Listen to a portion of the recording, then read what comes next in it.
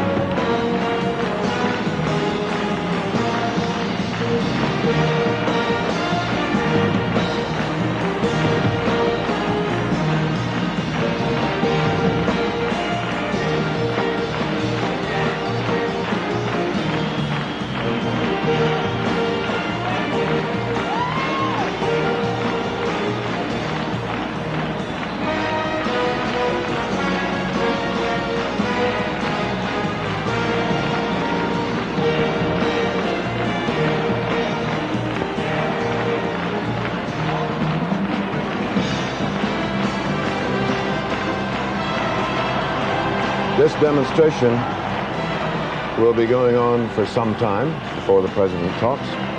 We'll be back in a moment.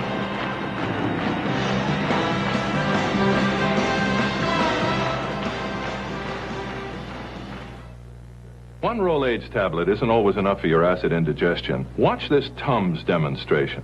One Rolaids and one Tums tablet are added to stomach acid. Both neutralize the acid. But on those occasions when your stomach has even this much more acid, Tums can still absorb it. Rolaids can't. Because tablet for tablet, Tums neutralizes 1/3 more acid than Rolaids. For acid indigestion and heartburn, all you may need is this. Tums. You know, Ethel, I think it's time we sold the old homestead. Who do we call? We handle the who do you call. Where do you turn? What are you going to do? Trust the Realty World folks in blue to cover it all for you. Your local Realty World associate is specially trained to sell your house quickly, even helping with buyer financing information. We can do it. Realty World covers all the details. Still cheering here for President Carter. The band has stopped. He's about to begin. Thank you very much.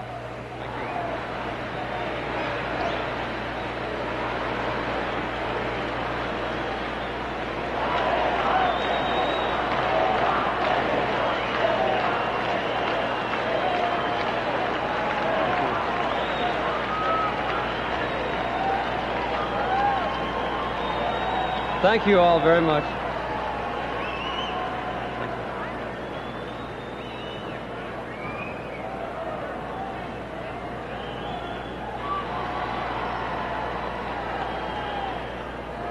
Fellow Democrats, fellow citizens, I thank you for the nomination you've offered me.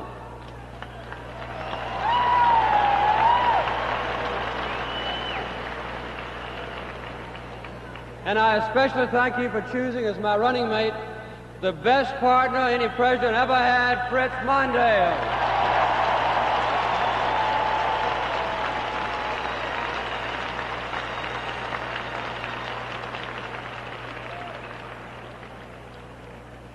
With gratitude and with determination, I accept your nomination.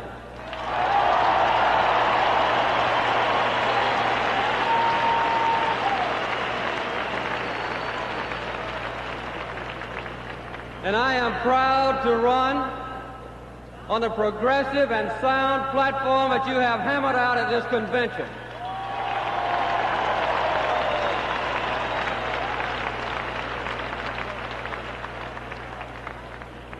Fritz and I will mount a campaign that defines the real issue. A campaign that responds to the intelligence of the American people. A campaign that talks sense. And we're going to beat the Republicans in November.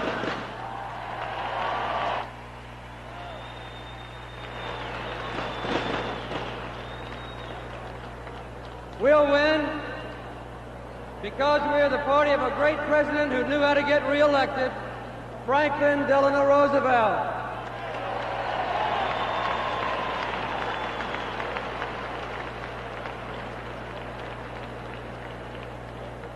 And we're the party of a courageous fighter who knew how to give them hell, Harry Truman.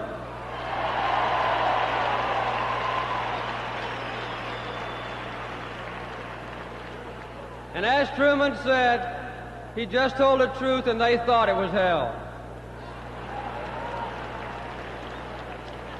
And we're the party of a gallant man of spirit, John Fitzgerald Kennedy.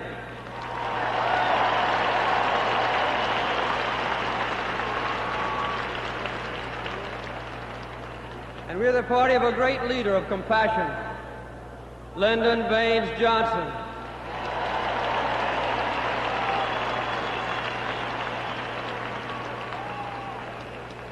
And the party of a great man who should have been president and who would have been one of the greatest presidents in history, Hubert Horatio Hornblower. Humphrey.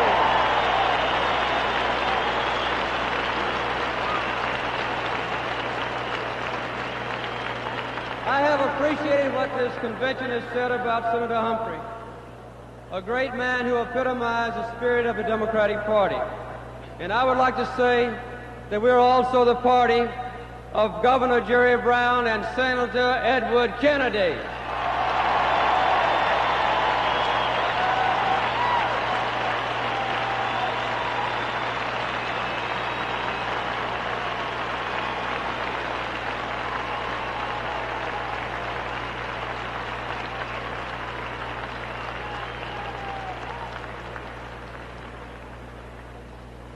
I'd like to say a personal word to Senator Kennedy.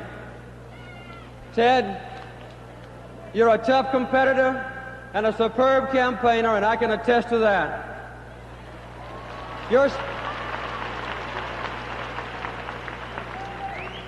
Your speech before this convention was a magnificent statement of what the Democratic Party is and what it means to the people of this country, and why the Democratic victory is so important this year. I reach out to you tonight, and I reach out to all those who supported you in your valiant and passionate campaign. Ted, your party needs, and I need you.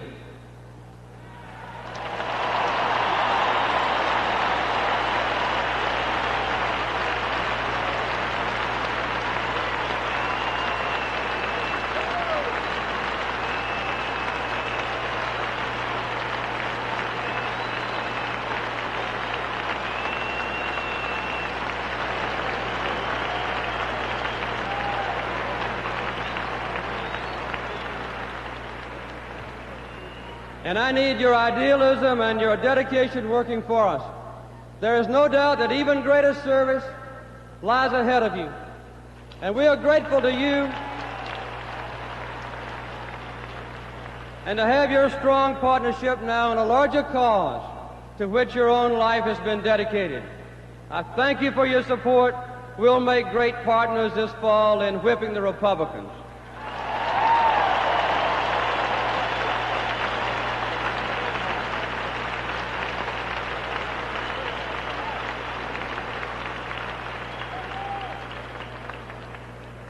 We're Democrats, and we've had our differences, but we share a bright vision of America's future, a vision of a good life for all our people, a vision of a secure nation, a just society, a peaceful world, a strong America, confident and proud and united.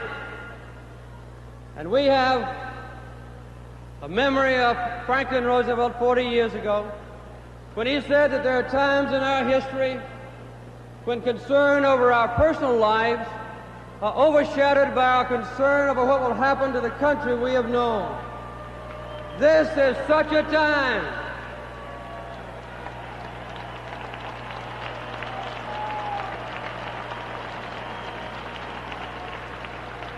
And I can tell you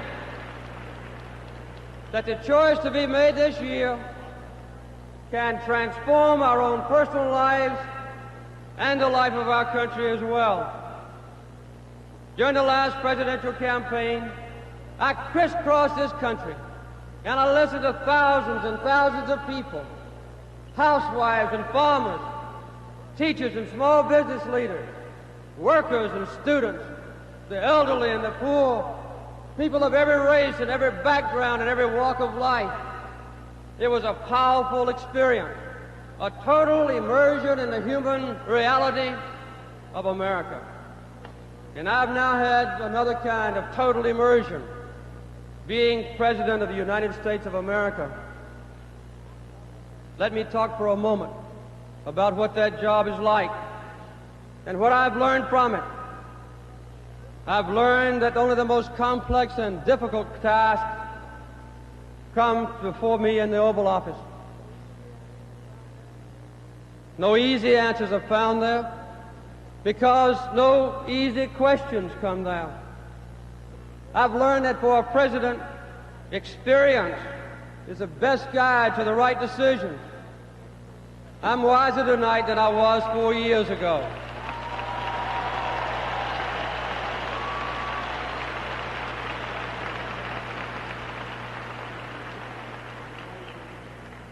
And I have learned that the presidency is a place of compassion My own heart is burdened for the troubled Americans, the poor and the jobless and the afflicted. They've become part of me. My thoughts and my prayers for our hostages in Iran are as though they were my own sons and daughters.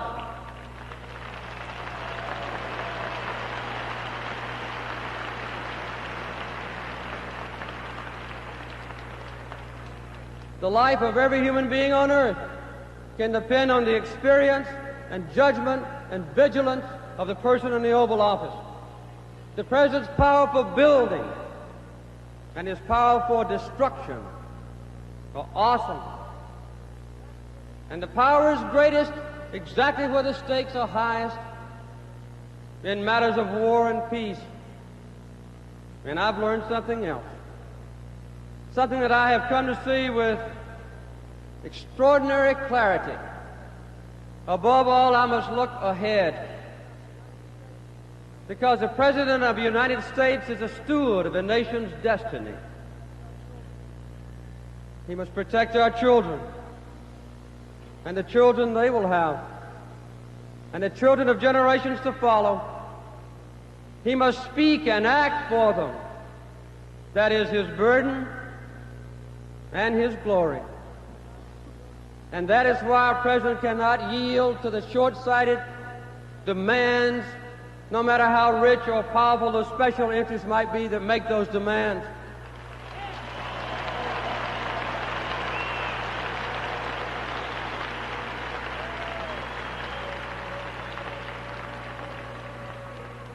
And that's why our President cannot bend to the passions of the moment, however popular they might be. And that's why the President must sometimes ask for sacrifice when his listeners would rather hear the promise of comfort. The President is a servant of today, but his true constituency is the future. That's why the election of 1980 is so important.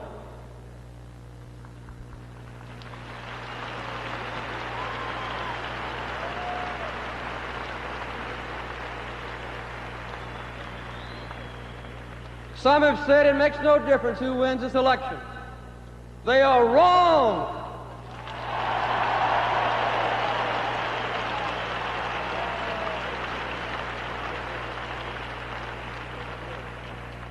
This election is a stark choice between two men, two parties, two sharply different pictures of what America is and what the world is. But it's more than that. It's a choice between two futures.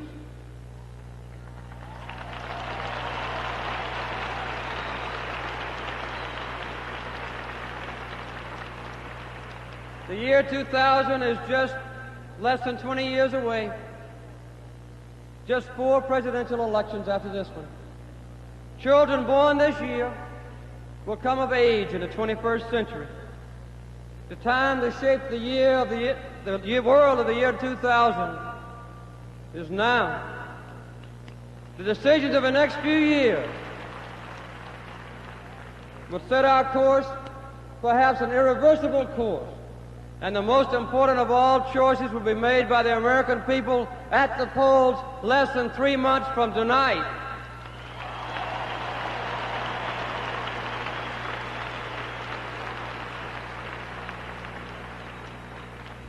The choice could not be more clear, nor the consequences more crucial. In one of the futures we can choose, the future that you and I have been building together, I see security and justice and peace. I see a future of economic security. Security that will come from tapping our own great resources of oil and gas, coal and sunlight, and from building the tools and technology and factories for a revitalized economy based on jobs and stable prices for everyone.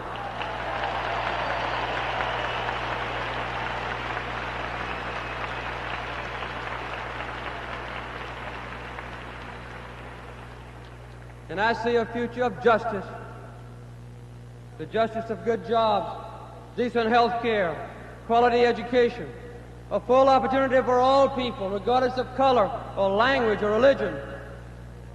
the simple human justice of equal rights for all men and for all women, guaranteed equal rights at last under the Constitution of the United States of America.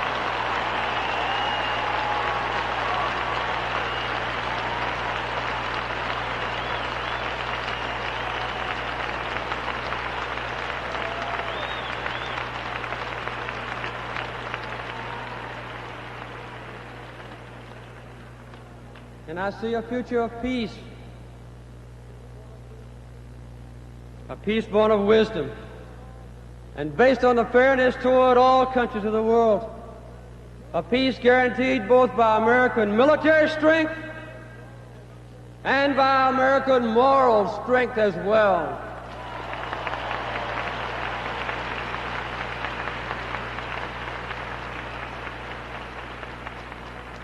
That is the future I want for all people, a future of confidence and hope and a good life.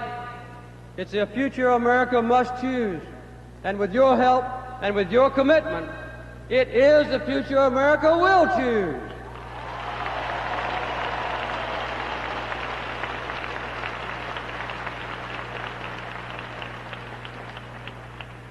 But there's another possible future. In that other future, I see despair. Despair of millions who would struggle for equal opportunity and a better life and struggle alone. And I see surrender, the surrender of our energy future to the merchants of oil, the surrender of our economic future to a bizarre program of massive tax cuts for the rich, service cuts for the poor, and massive inflation for everyone. And I see risk, the risk of international confrontation, the risk of an uncontrollable, unaffordable, and unwinnable nuclear arms race.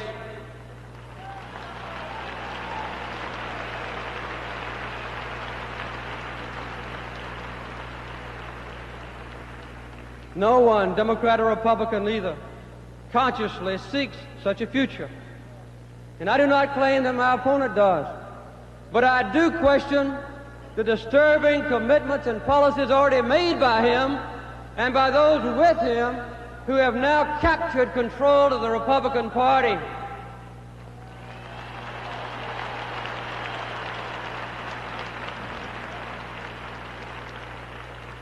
The consequences of those commitments and policies would drive us down the wrong road. It's up to all of us to make sure America rejects this alarming and even perilous destiny. The only way to build a better future is to start with the realities of the present. But while we Democrats grapple with the real challenges of a real world, others talk about a world of tinsel and make-believe. Let's look for a moment at the make-believe world. In their fantasy America, inner-city people and farm workers and laborers do not exist. Women, like children, ought to be seen but not heard.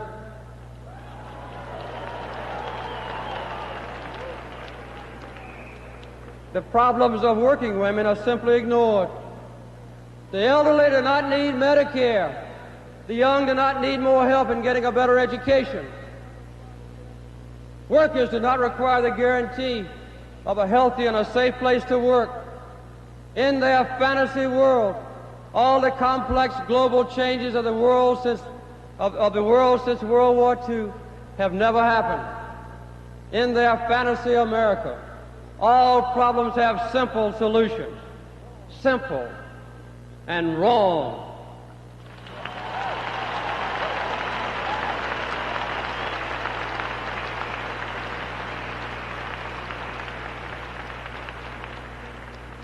It's a make-believe world. A world of good guys and bad guys, where some politicians shoot first and ask questions later.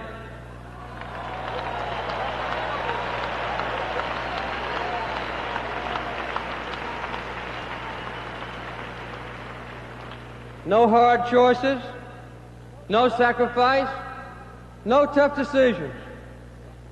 It sounds too good to be true, and it is.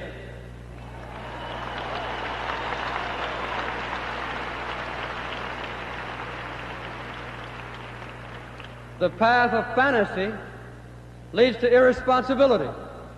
The path of reality leads to hope and peace. The two paths could not be more different, nor could the futures to which they lead.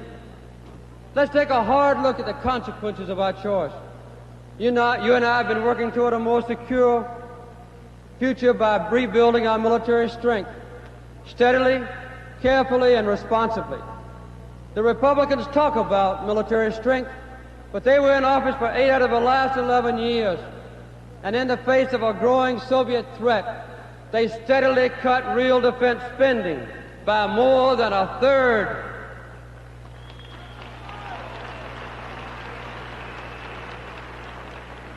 We've reversed the Republican decline in defense. Every year since I've been president, we've had real increases in our commitment to a stronger nation. Increases which are prudent and rational. There is no doubt that the United States of America can meet any threat from the Soviet Union.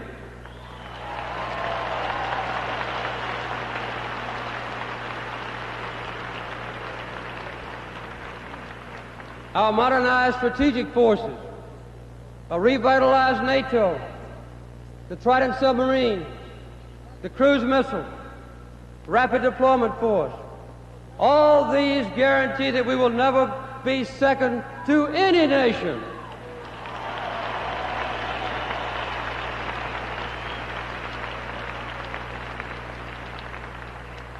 Deeds, not words, fact, not fiction. We must and we will continue to build our own defenses. We must and we will continue to seek balanced reductions in nuclear arms.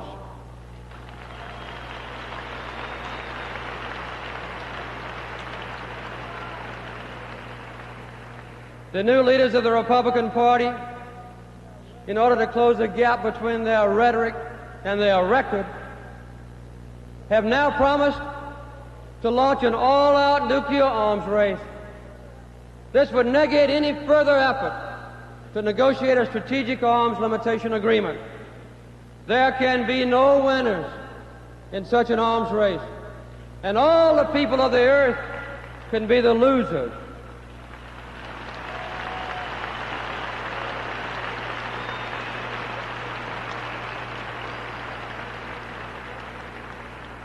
The Republican nominee advocates abandoning arms control policies which have been important and supported by every Democratic president since Harry Truman, and also by every Republican president since Dwight D. Eisenhower. This radical and irresponsible course would threaten our security and could put the whole world in peril. You and I must never let this come to pass.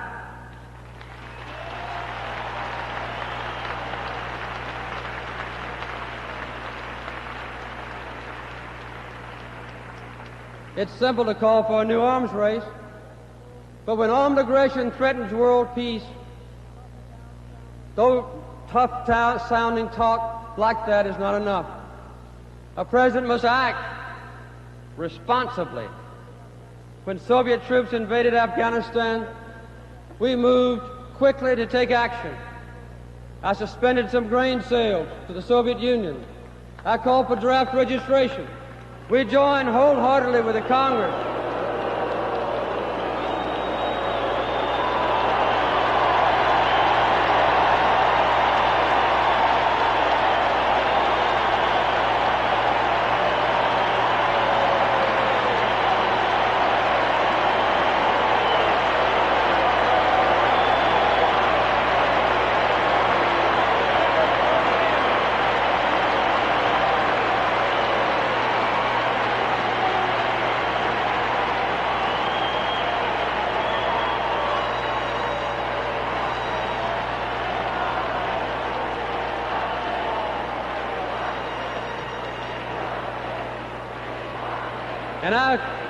And I join wholeheartedly with the Congress and with the U.S. Olympic Committee and led more than 60 other nations in boycotting the big propaganda show in Russia, the Moscow Olympics.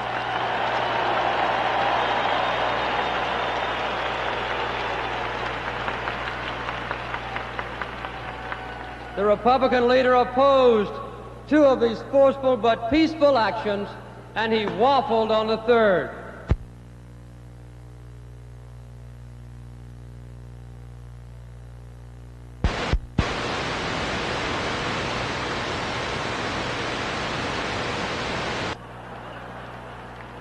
Even his running mate wouldn't go along with that.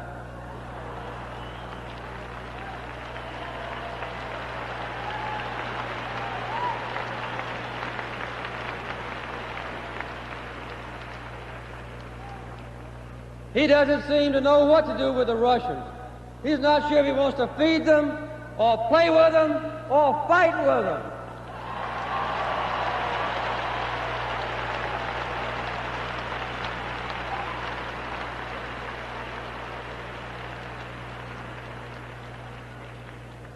As I look back in my first term, I'm grateful that we've had a country with a full 4 years of peace.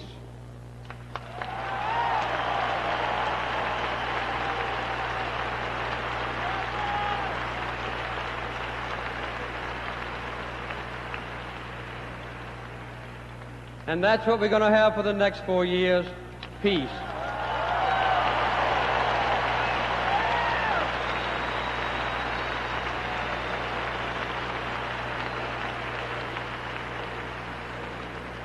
It's only common sense that if America is to stay secure and at peace, we must encourage others to be peaceful as well.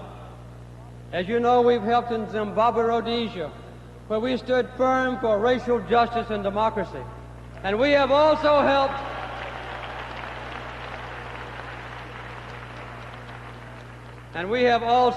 in the Middle East.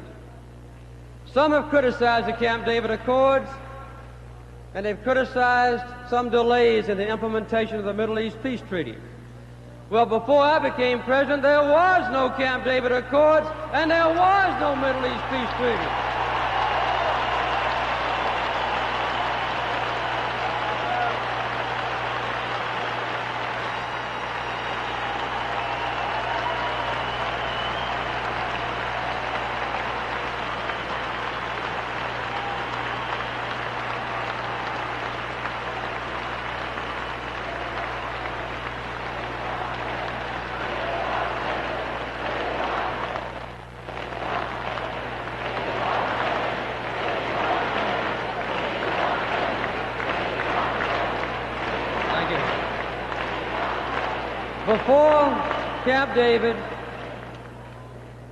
Before Camp David, Israel and Egypt were poised across barbed wire,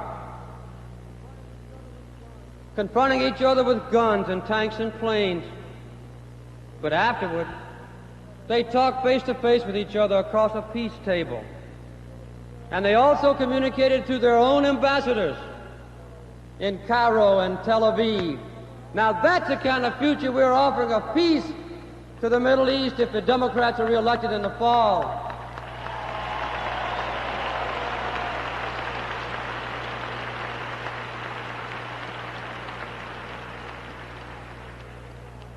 I am very proud that nearly half the aid that our country has ever given to Israel in the 32 years of her existence has come during my administration.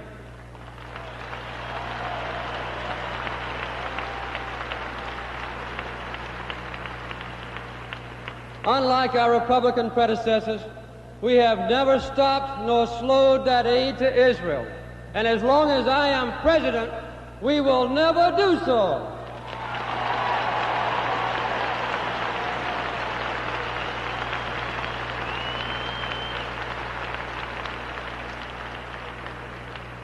Our commitment is clear: security and peace for Israel, peace for all the peoples of the Middle East. But if the world is to have a future of freedom as well as peace, America must continue to defend human rights.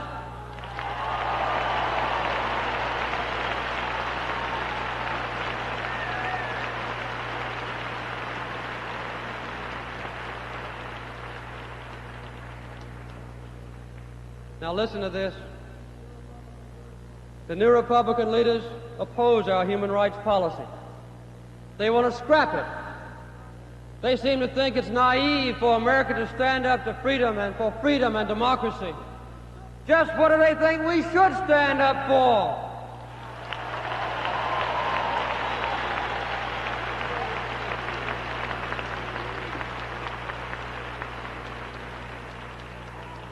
Ask the former political prisoners who now live in freedom if we should abandon our stand on human rights.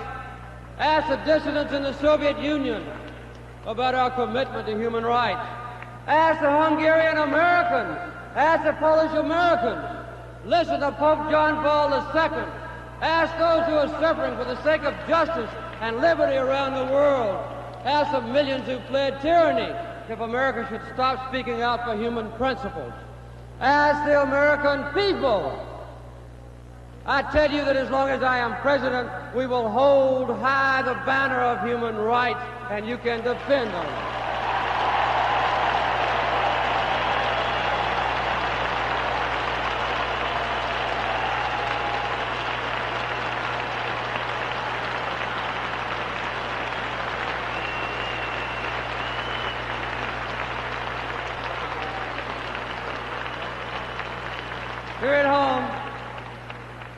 Here at home, the choice between the two futures is equally important.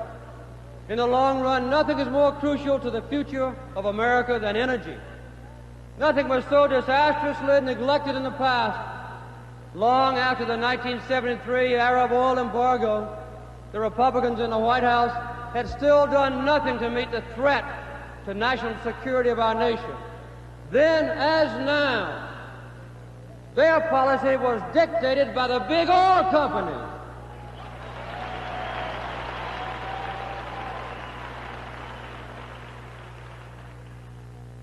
We Democrats fought hard to rally our nation behind a comprehensive energy policy and a good program, a new foundation for challenging and exciting progress.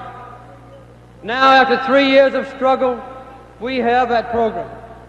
The battle to secure American energy future has been fully and finally joined. Americans have cooperated with dramatic results. We've reversed decades of dangerous and growing dependence on foreign oil. We are now importing 20% less oil. That is 1.5 million barrels of oil every day less than the day I took office.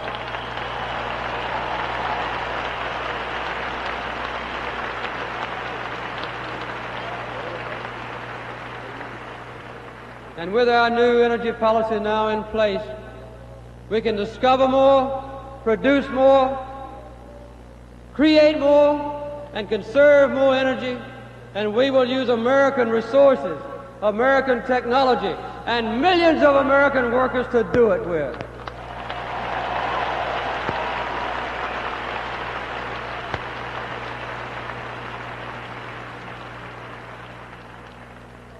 Now, what do the Republicans propose?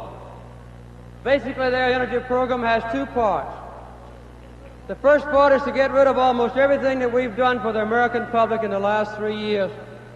They want to reduce or abolish the synthetic fuels program. They want to slash the solar energy incentives, the conservation programs, aid to mass transit, aid to elderly Americans to help pay their fuel bills. They want to eliminate the 55-mile speed limit. And while they're at it, the Republicans would like to gut the Clean Air Act. They never liked it to begin with.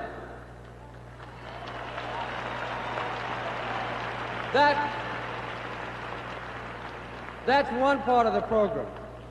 The other part is worse. To replace what we have built, this is what they propose: to destroy the windfall profits tax and to unleash the oil companies and let them solve the energy problem for us. That's it.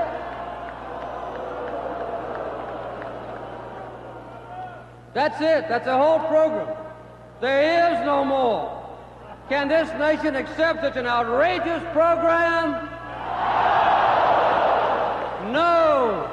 We Democrats will fight it every step of the way, and we'll begin tomorrow morning when we campaign for re-election in November.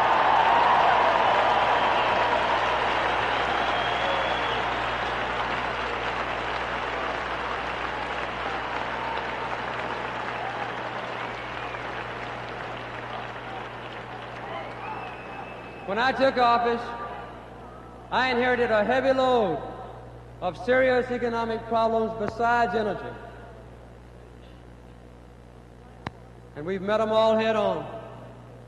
We've slashed government regulation and put free enterprise back into the airlines, the trucking, and the financial systems of our country. And we're now doing the same thing for the railroads. This is the greatest change in the relationship between government and business since the New Deal.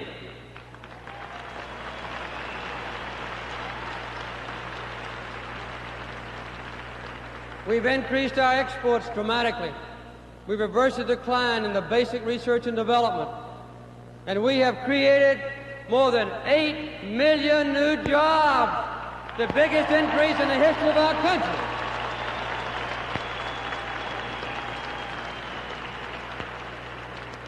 But the road's bumpy, and last year's skyrocketing OPEC price increases has helped to trigger a worldwide inflation crisis. We took forceful action, and interest rates have now fallen. The dollar is stable, and although we still have a battle on our hands, we're struggling to bring inflation under control. We're now at a critical point, a turning point in the economic history of our country. But because we made the hard decision, because we have guided our nation and its economy through a rough but essential period of transition, we've laid the groundwork for a new economic age. Our economic renewal program for the 1980s will meet our immediate need for jobs and attack the very same long-range problems that caused unemployment and inflation in the first place. It'll move America simultaneously towards our 5 great economic goals: lower inflation, better productivity, revitalization of American industry, energy security, and jobs.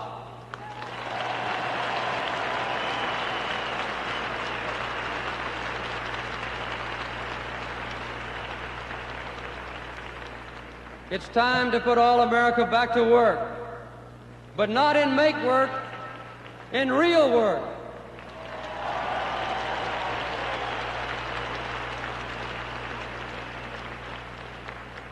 And there is real work in modernizing American industries, in creating new industries for America as well.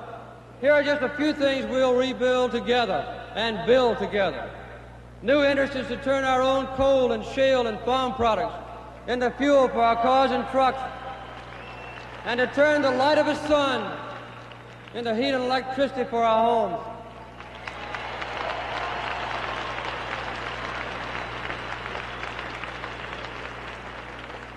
A modern transportation system of rail beds and ports to make American coal into a powerful rival of OPEC oil.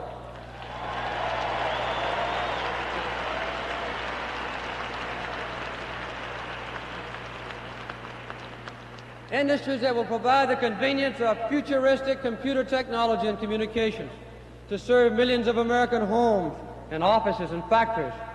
Job training for workers displaced by economic changes. New investment pinpointed in regions and communities where jobs are needed most. Better mass transit in our cities and in between cities.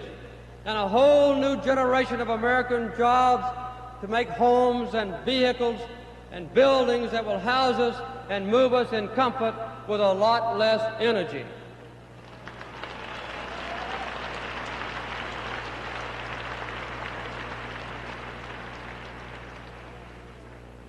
And this is important too. I have no doubt that the ingenuity and dedication of the American people can make every single one of these things happen. We are talking about the United States of America.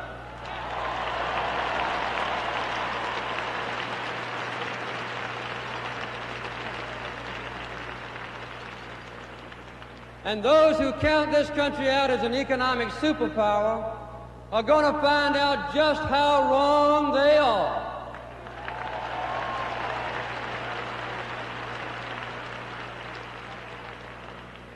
We're going to share in the exciting enterprise of making the 1980s a time of growth for America. The Republican alternative is the biggest tax giveaway in history. They call it Reagan-Kemp-Roth. I call it a free lunch that Americans cannot afford. The Republican tax program offers rebates to the rich, deprivation for the poor, and fairest inflation for all of us.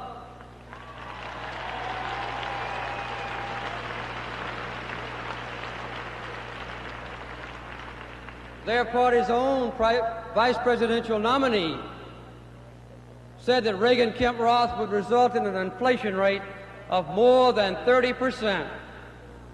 He called it voodoo economics.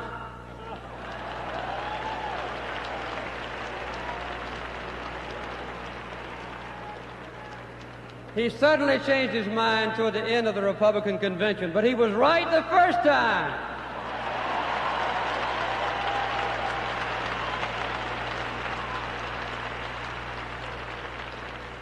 Along with this gigantic tax cut, the new Republican leaders promised to protect retirement and health programs and to have massive increases in defense spending. And they claim they can balance the budget. If they're serious about these promises, and they say they are, then a close analysis shows that the entire rest of the government would have to be abolished. Everything from education to farm programs, from the GI Bill to the night watchman at the Lincoln Memorial. And the budget would still be in the red.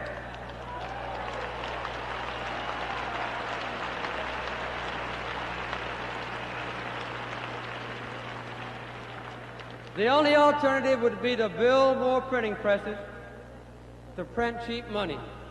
Either way, the American people lose. But the American people will not stand for it.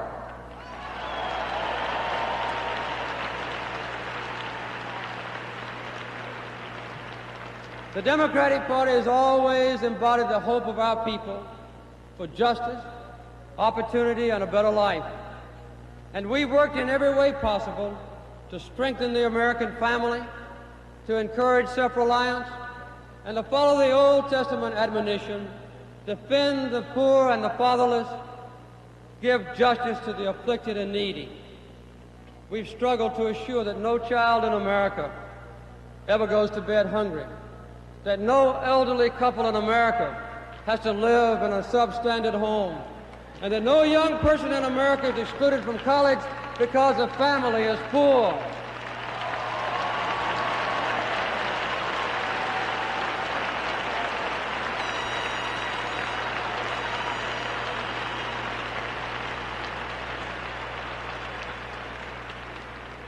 But what have the Republicans proposed? Just an attack on everything that we've done in the achievement of social justice and decency that we've won in the last 50 years, ever since Franklin Delano Roosevelt's first term. They would make Social Security voluntary. They would reverse our progress in the minimum wage, full employment law, safety in the workplace, and a healthy environment. Lately, as you know, the Republicans have been quoting Democratic presidents. But who can blame them? Would you rather quote Herbert Hoover or Franklin Delano Roosevelt?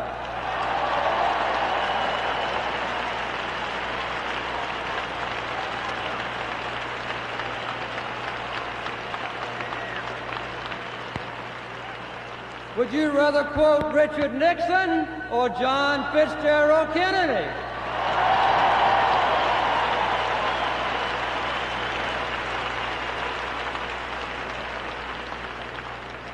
The Republicans have always been the party of privilege, but this year, their leaders have gone even further.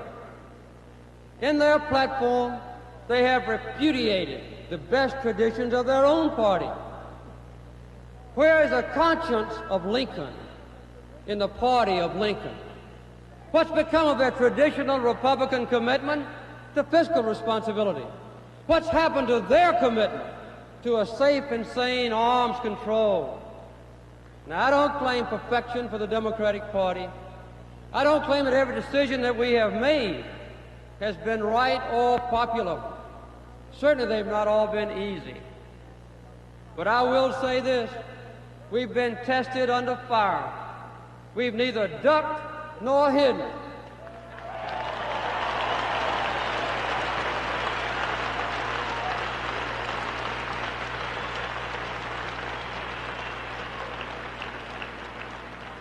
And we've tackled the great central issues of our time, the historic challenges of peace and energy, which have been ignored for years. We've made tough decisions, and we've taken the heat for them. We've made mistakes, and we've learned from them. But we have built the foundation now for a better future. We've done something else, perhaps even more important. In good times and bad, in the valleys and on the peaks, we've told people the truth, the hard truth.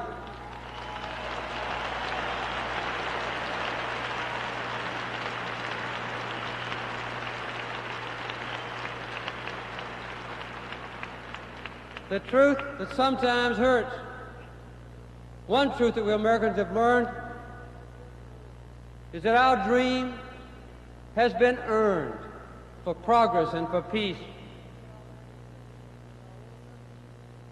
Look what our land has been through within our own memory. A Great Depression, a World War, the technological explosion, the Civil Rights Revolution, the bitterness of Vietnam, the shame of Watergate, the twilight peace of nuclear terror.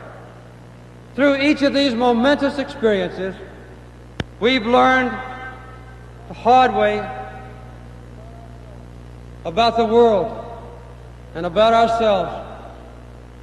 But we've matured and we've grown as a nation, and we've grown stronger. We've learned the uses and the limitations of power. We've learned the beauty and responsibility of freedom. We've learned the value and the obligation of justice. And we have learned the necessity of peace. Some would argue that to master these lessons is somehow to limit our potential. That is not so.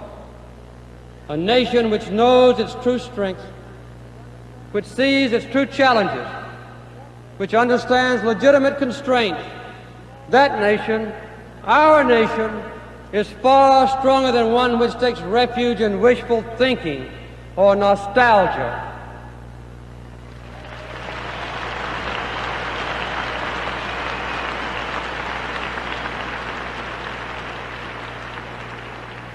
The Democratic Party, the American people have understood these fundamental truths.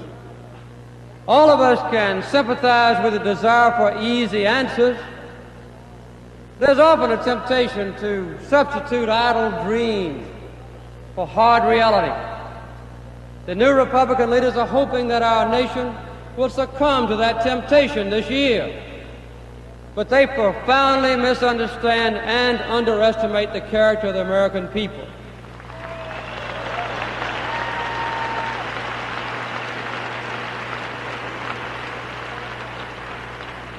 Three weeks after Pearl Harbor, Winston Churchill came to North America, and he said, "We have journeyed all this way. We've not journeyed all this way across the centuries, across the oceans, across the mountains, across the prairies, because we are made of sugar candy. We Americans have courage. Americans have always been on the cutting edge of change. We've always looked forward with anticipation and confidence.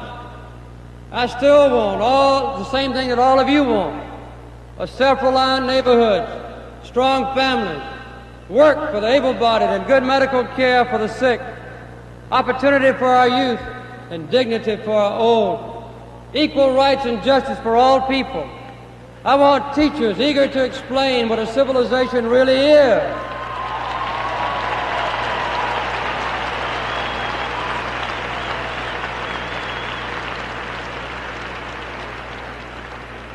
And I want students to understand their own needs and their own aims, but also the needs and yearnings of their neighbors. I want women free to pursue without limit the full life of what they want for themselves.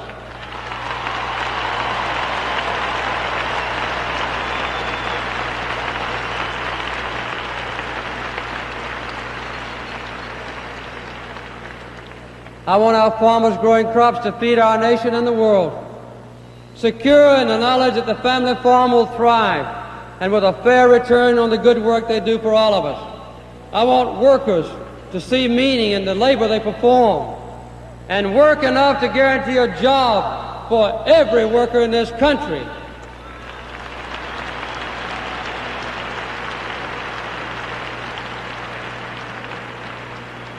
And I want the people in business free to pursue with boldness and freedom, new ideas. And I want minority citizens fully to join the mainstream of American life. And I want from the bottom of my heart to remove the blight of racial and other discrimination from the face of our nation, and I'm determined to do it.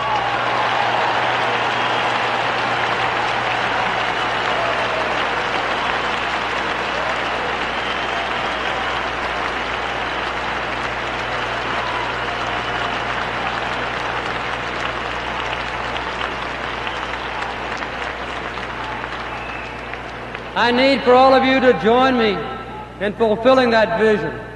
The choice between the two futures could not be more clear. If we succumb to a dream world, then we'll wake up to a nightmare. But if we start with reality and fight to make our dreams a reality, then Americans will have a good life. A life of meaning and purpose in a nation that's strong and secure.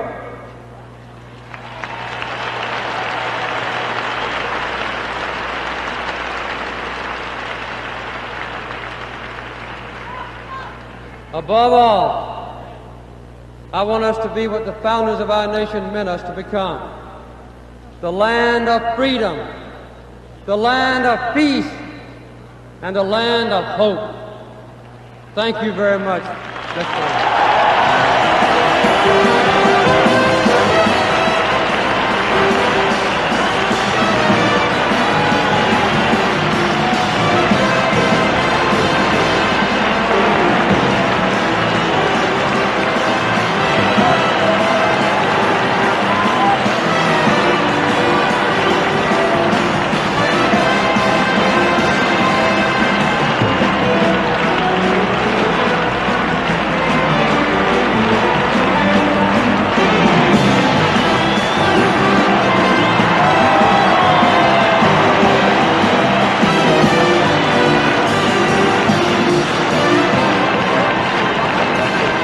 Having a little trouble getting the balloons down. You can see that large boxcar thing at the top of your screen. They are... One is stuck. One is stuck and the other is only partially opening, so what we're getting is a kind of waterfall of balloons.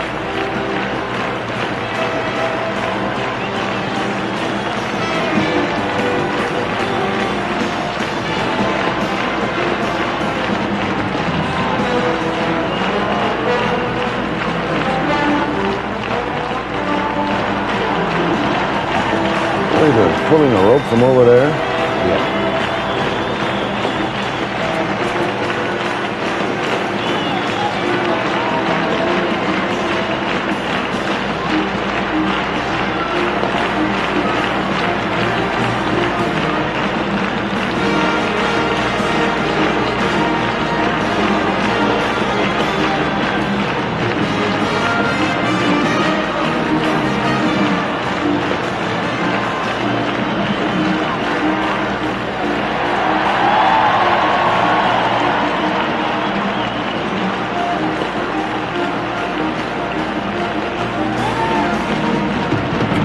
there's Senator Kennedy now coming in. He's been watching outside not in Madison Square Garden. And he's just leaving his hotel now to come here. There will be about a 10-minute demonstration, we think, we're not sure, here in the hall. And then there'll be a great gathering of the Democratic faithful on the podium here in Madison Square Garden, and Senator Kennedy will join that. The President asked his daughter up now. But there are lots of others waiting in the wings.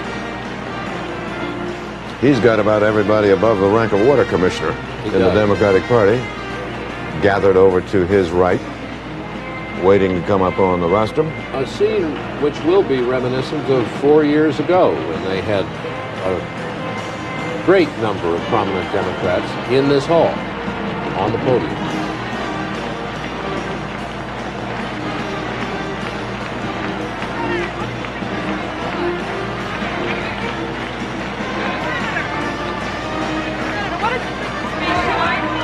Senator Kennedy at the Waldorf, 49th and Park, coming down to 31st and 8th.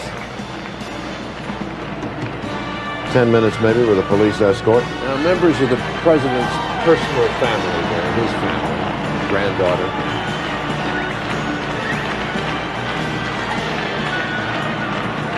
When you take the Carter family, you'll see this picture in a minute. She's got an ERA button on. They'll show her that picture when she grows up. Put the Carter family on the podium with all those children and grandchildren and his mother and other people, it makes quite a group. It's something like 1% of the population of Plains, Georgia.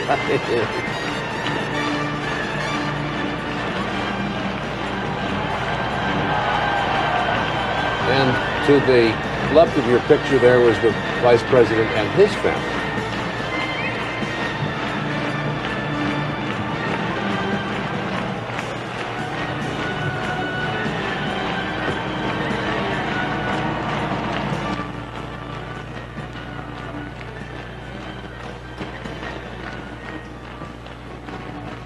What?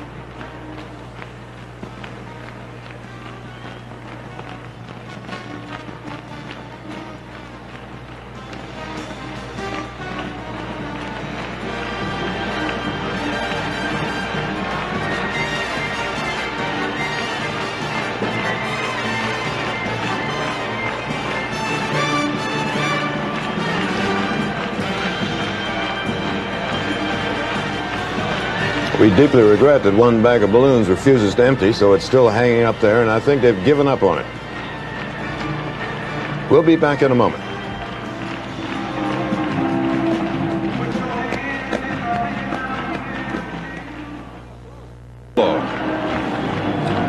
And you're watching one of the great quadrennial rituals in American life. President Carter accepted the nomination of his party tonight, made an acceptance speech, and the Democrats are now celebrating here in Madison Square Garden. John White, the party's national chairman, there. The President's cabinet.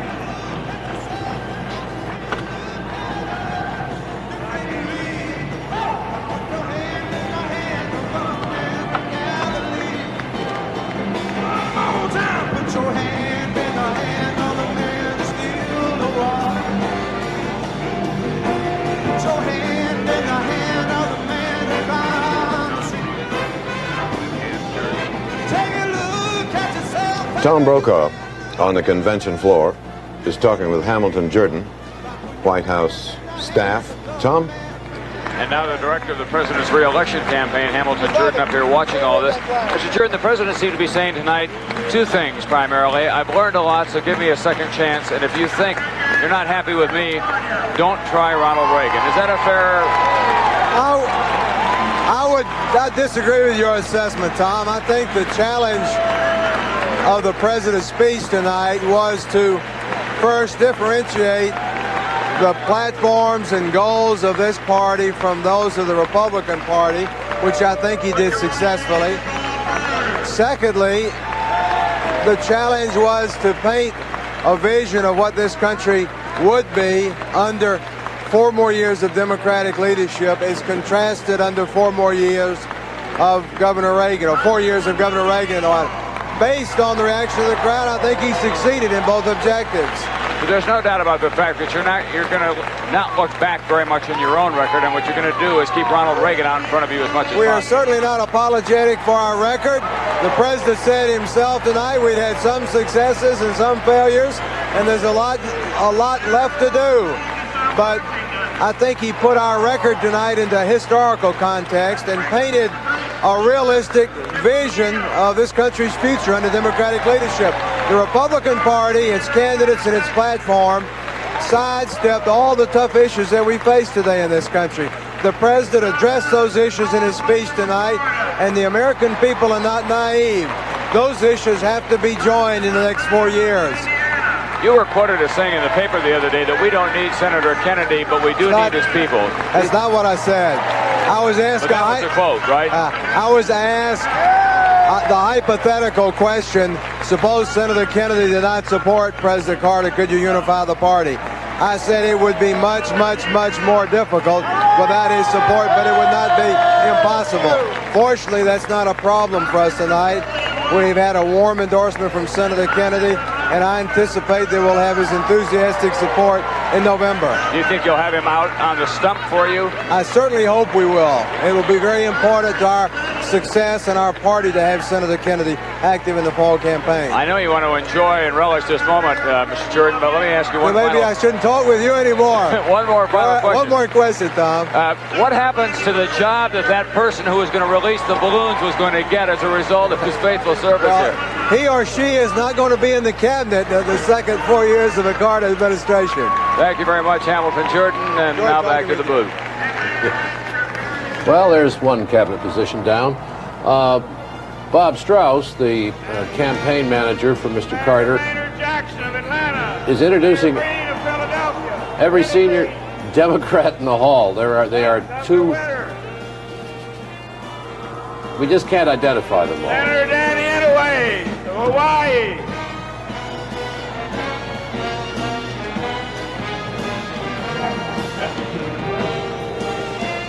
Carter's balloons never got off the ceiling. Well, we don't.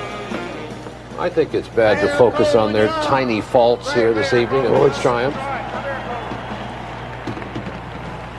There was one other problem which got some people's attention. Senator Glenn of Ohio and Senator Moynihan of New York.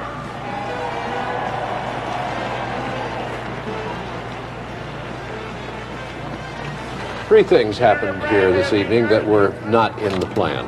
One was, as we reported earlier, to pack the hall, the convention officials gave out tickets that allowed a lot of other people to get in. The place got so crowded that it had to be sealed off, all of Madison Square Garden.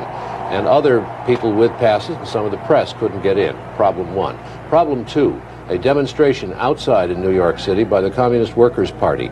Demonstrators armed with axe handles, BB guns, wearing shields, helmets, clashed with police to the north and the west of the garden. Some serious scuffling, struggling there. We don't know all the details of that. Problem number three.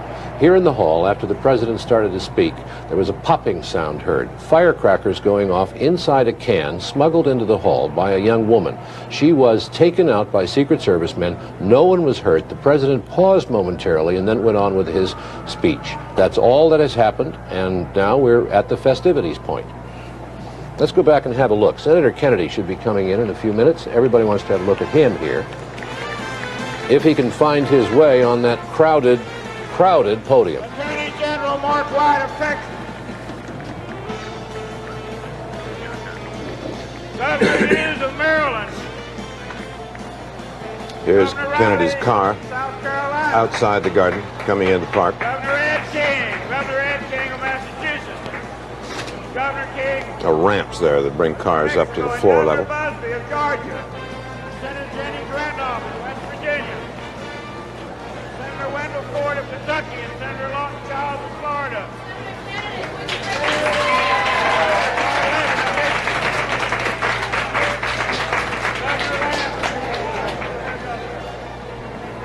Senator Pryor of Arkansas.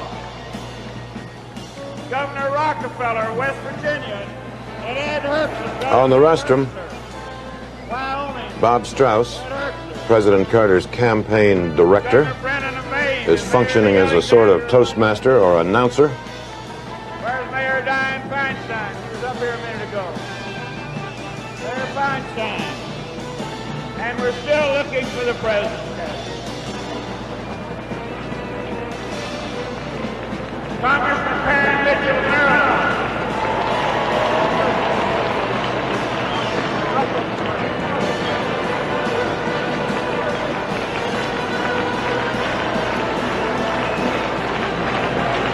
There's Mayor Feinstein, finally appeared. Loretta King.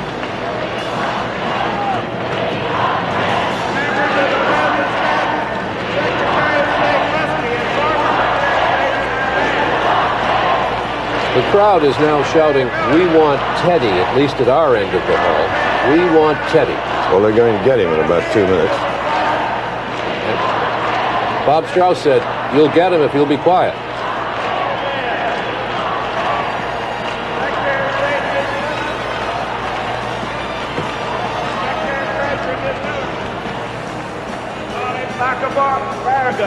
Where's Collins? Secretary of Defense Harold Brown. Secretary Ray Marshall. And Pat Harris, Secretary Harris. And Secretary of Education. Any Democrat who does not get introduced here tonight is going to be a little embarrassed. Goldsmith, Secretary of Transportation. And Bob Bergland, the great Secretary of Agriculture. And Ambassador Reuben Askew, former governor of Florida. Bob Strauss has Secretary of Energy. a sense of protocol and a memory for titles greater than most people in American politics. Ambassador Henry, the UN. Dr. Brzezinski. He knows everybody in American politics.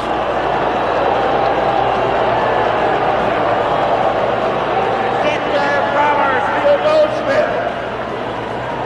A little booing for Zbigniew Brzezinski, President's National Security Advisor. You know, David, the balloons didn't fall, but the podium might collapse. Secretary of HUD from the state of Louisiana. Look at that bunch.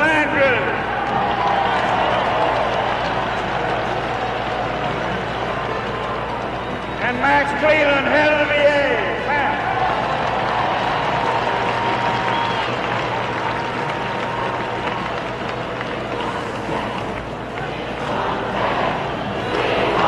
And the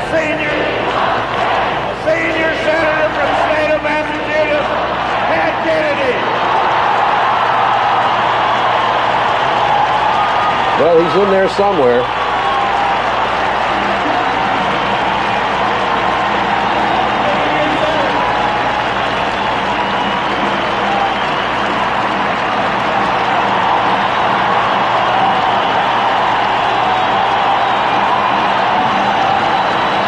Some boos, many cheers.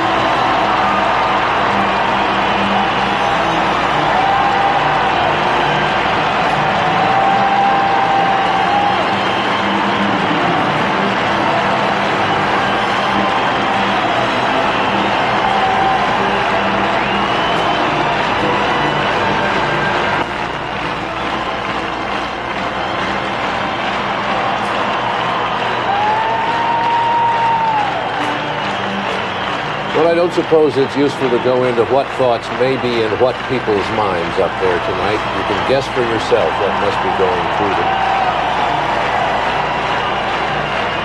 Well, one thought going through mine is that the audience has applauded louder for the man they did not nominate. Or the delegates.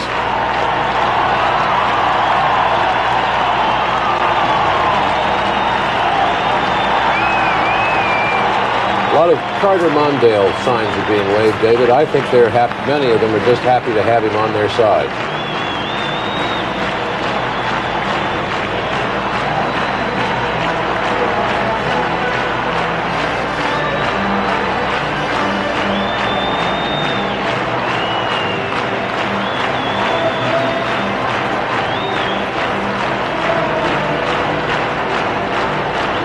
few Kennedy signs are still out, saved from the other night.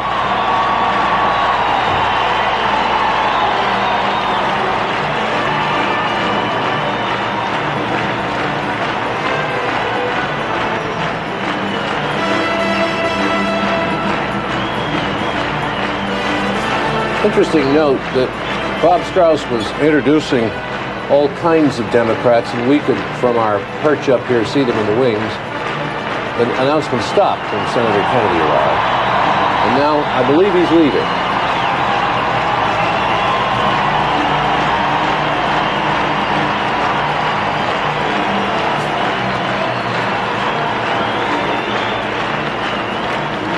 So he was not at the party very long. He's now off the podium and out of sight of the delegates and most of the audience. David, would you say 4 or 5 minutes? About that.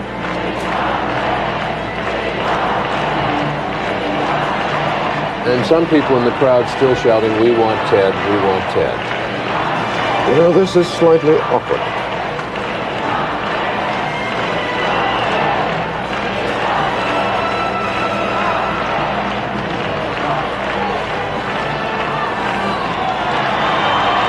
Well, he's back.